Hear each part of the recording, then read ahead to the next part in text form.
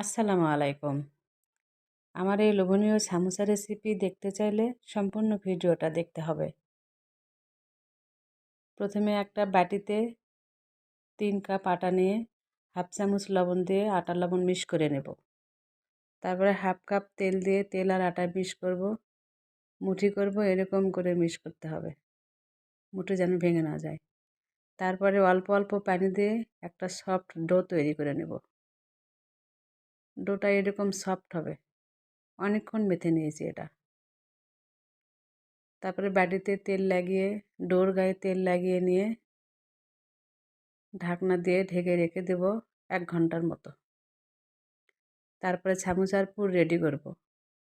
একটা কড়াইয়ে তেলের মধ্যে অল্প একটু জিরা দিলাম, কয়েকটা রসুন দিব, রসুনের কোয়া। তারপরে আলু কেটে ঝুরি করে ধুয়ে নিছি, সেটা দিয়ে দেব। আজকে আমি ডিম আলুর পুর রেডি করব সামোসার জন্য। পেঁয়াজ মরিচ লবণ দিয়ে মিক্স করে নিয়ে ঢাকনা দিয়ে ঢেকে দেব সিদ্ধ হওয়া পর্যন্ত। পানি শুকানো পর্যন্ত নাড়ব। বাটিতে আমি ডিম মেখে নিয়েছি পেঁয়াজ মরিচ লবণ দিয়ে, সেটা তেলে দিয়ে ঝুরি ঝুরি করে নেব। সেটাতে ওই আলুগুলো মিক্স করব। তারপর গরম মশলার গুঁড়া দিয়ে আরেকটু মিক্স করে নেব। তৈরি হয়ে গেল আমার পুরটা।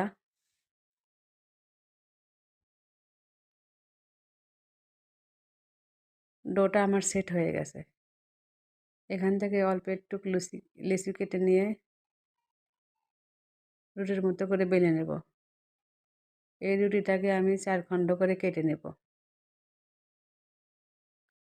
তারপরে এক একটাতে এরকম করে পুর দিয়ে পানি লাগিয়ে নেব, যাতে তেলে ভাজতে গেলে খুলে না যায়।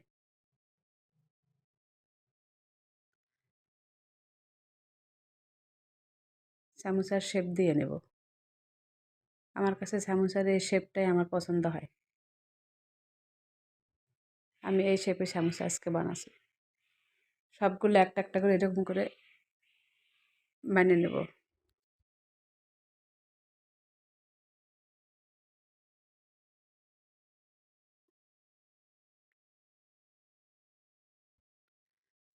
তারপরে এগুলো তেলে ভেজে নেব,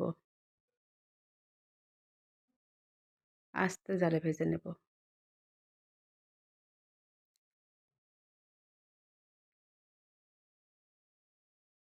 ভিডিওটা আমার ভালো লাগলে পেজটি ফলো করে